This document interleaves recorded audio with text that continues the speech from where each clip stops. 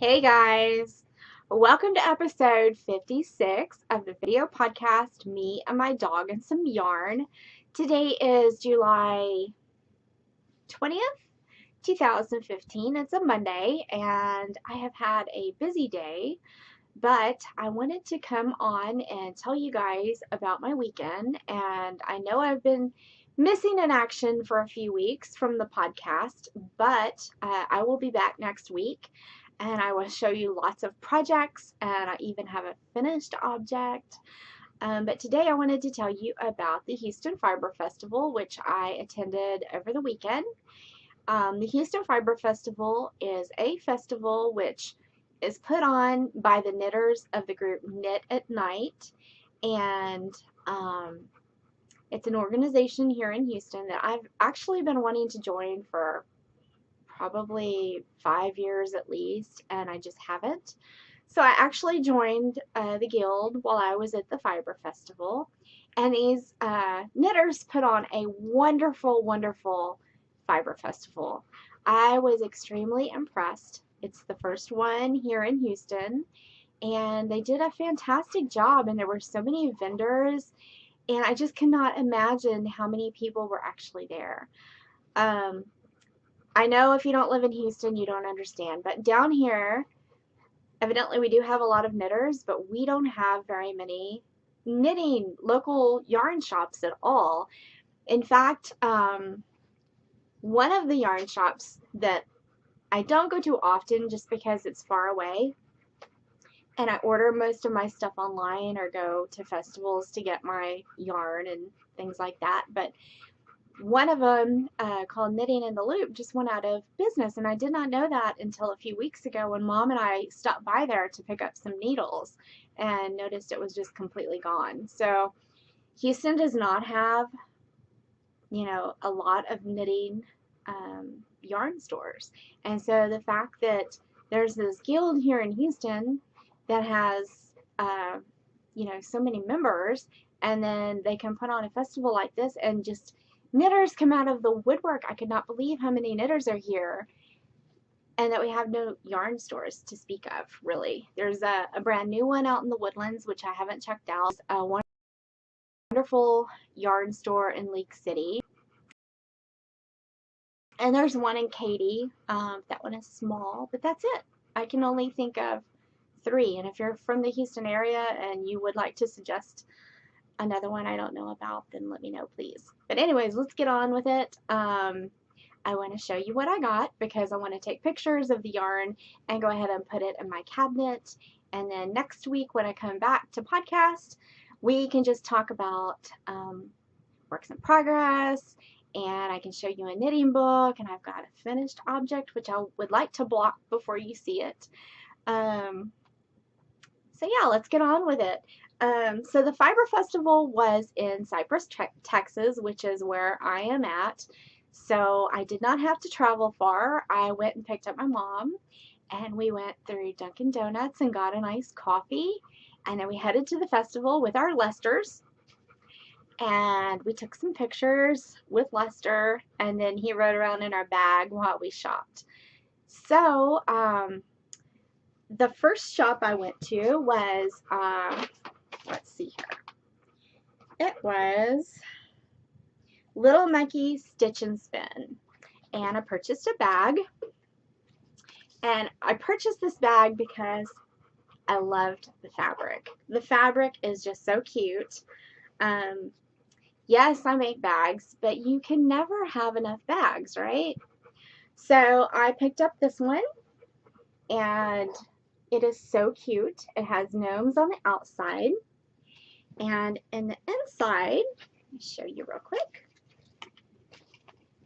is gnome houses.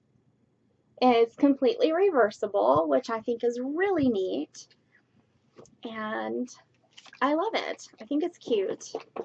It's a small size, so it can be for socks or hat, or a lace or fingering shawl would be fine. Thank goodness she finally laid down. Oh my goodness. She's driving me crazy. Okay, so that's Little Monkey Stitch and Spin. Okay, and then the next booth I went into was WC Mercantile. And that is a store out of Navasota, Texas, which isn't too far from me because I'm on the northwest side of Houston, Cypress area. So I don't have to go very far to Navasota. Maybe 30 minutes, maybe. I didn't buy a full skein of yarn because I have been there somewhat recently and I did purchase some yarn. So while I was there in her booth, or their booth, I just purchased an alpaca. He is so cute. He's the same color as Dottie. Pretty much the same color of Dottie. Maybe that's why I fell in love with this little thing. Isn't he the cutest? Oh my goodness. I saw this and I had to have it. I just had to have it. I'm going to have to build me a shelf to put alpacas on. And as I was checking out with this, I saw a bigger one that was chocolate brown. He did not come home with me, but he wanted to come home with me bad. I can tell you that. But anyways, here is the card. And he's so cute. And while I was there, I picked up a mini skein. I thought that was really pretty. That will go really good in one of my blankets. So that's what I bought there. Then I made my way over to a booth that was shared by, let me see, I want to make sure I get it right.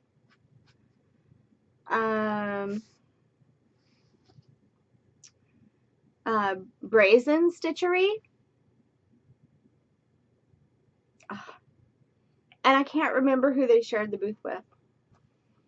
Oh, the Barbed Dragon. I've purchased some yarn from the Barbed Dragon, and it is wonderful. And haven't knit with it yet, and it's gorgeous. But this time around, I found 2 skeins of Brazen Stitchery yarn that I just had to have. This one is either going to be for me or as a gift for a friend. I just love the color. I'm really into oranges and blacks lately. And I don't know why. I mean, that sounds like Halloween or something, orange and black. But that rust orange, like, it makes me think of fall leaves. That's what I'm really liking right now. And it's Symphony Sock, and it's Team PETA is the colorway. And I want to say she's out of Oklahoma, but I might be wrong. I don't know. I guess I should have looked that up. But she does have a website. It's brazenstitchery.com.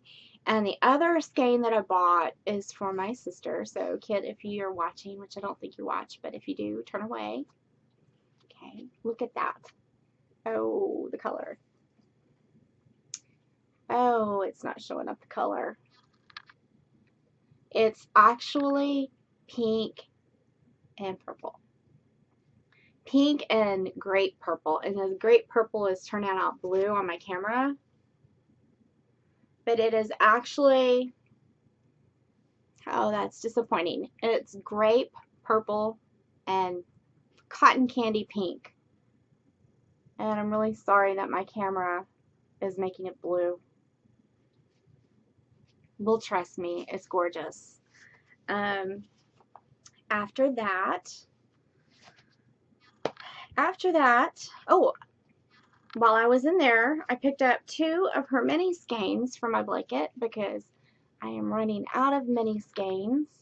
And these are really neat colors. There I go again with the orange and brown and black.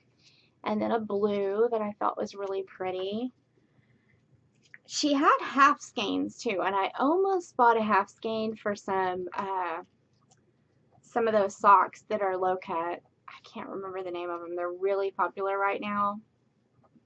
I know you guys are screaming it at me. Something City Roller, something.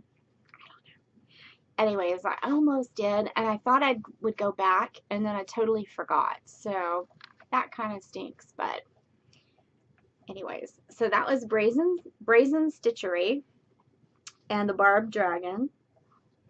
And then, I have a dog hair in my mouth. Then I went over to the Western Sky Knits and Suburban Stitcher booth, and I got to see Suburban Stitcher again and say hello, and I picked out this. This just spoke to me. It was jumping off the shelf saying, "Take me home."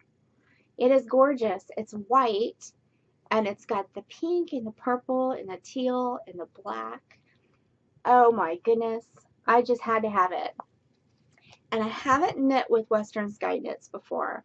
I think she was at DFW and her yarns were gorgeous, and I meant to go back and I didn't. I'm pretty sure. But this one is called Supernova, and it's on the Twinkle sock, which is it's superwash merino, nylon, and stellina, and it is just so pretty. Dottie, come sit down.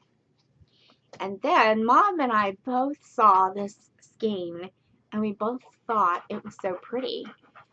And this one is Choco Rainbow, and it's on the Aspen sock, which is 80/20 superwash merino and nylon. It's 400 yards, and my camera is not doing it justice. That's it. It's yellow and orange and green and red and teal, and it's got brown here at the end. This is brown. It's just really, really pretty. I don't know what it's going to be. Probably a shawl of some kind. But I can't wait to knit with this. This is really, really nice. And then, before I left the booth, I picked up a bag from Suburban Stitcher. And I have to tell you, this is my first Suburban Stitcher bag, and it is extremely well made. As you guys know, I make my own bags, and I sell my bags in my Etsy store. So when I get a bag, I look at it and I examine it. And Diane, I don't know if you watch my podcast or not, but you are amazing. This is an amazing bag. I would definitely buy more Suburban Stitcher bags. She really paid attention to detail. When she top stitched, she did not go back and forth where she started and ended. She actually took the thread on the needle, and it looks like she tied it in, because you can't see where she begins and ends, and that always bugs me. I like to finish my bags nice and neat, and obviously she does too. Her bag even has a tag inside, Suburban Stitcher, and it's lined. It's just extremely well made, and I love the ribbon. When I've seen her ribbon on her podcast, I didn't picture it to be as thick as it is. I thought it was thin ribbon, but her ribbon is actually thick. It's like a twill tape, and it has the measuring tape on it. It's fantastic. I love this bag. I'm definitely going to use it quite often, and I will probably order or get another bag at some point. This one is really cute. It's red, and it's got the like lime green flowers. Wonderful. Can't say enough things about that. Enough good things. And then on my way out, I found some pretty knits. Oops. I love this yarn. I have got, this is my third one from her Time Bomb base, I guess. It's 75% superwash merino and 25% nylon. It's 460 yards, and it is neon and gorgeous. I love neon. I love the colors that she uses. It's just fantastic. She doesn't name her yarn, and I really wish she would name her colorways. The color is 61513, but it would be really fun if she named her colorways. That's the only negative thing I can say about her yarn. Otherwise, it's fantastic. It's squishy. It's soft. The color is amazing. All of her colors pop. Just bright, beautiful colors. So I plan on knitting with this soon because I really do want to knit with her yarn. But once again, that is Gritty Knits. And I cannot remember the lady's name who is the dyer behind Gritty Knits. She's from Houston. I believe she's out from my area here in Cypress. And she did design the Lester. The Lester, this little sheep, I know you probably saw him on my podcast before. We were all supposed to knit a sheep, and to publicize the festival, you were supposed to take pictures with it around town. So Mom knitted one, and I knitted one, and we did that, and it was fun. So she's amazing. She designs, and she uh, dyes yarn. So you'll have to check her out. Once again, the name of the yarn, and you can find her that way because I cannot remember her name. I think it's Natasha, I believe. Gritty Knits. So that was it. I did meet some people from Ravelry there, and that was so much fun. I wish that we all lived closer so we could just meet up and knit. Maybe we can do that. Since it's summer, maybe we can plan to meet somewhere and knit and maybe go grab a bite to eat. I think that would be really fun. So anyways, that's it. That's all I have for now. I will do a regular podcast next week, and I have a lot to show you and a lot to tell you about what's been going on. So I'll save that for next week, and I hope you guys have a wonderful, wonderful week, and I will see you guys later. Y'all take care. Bye.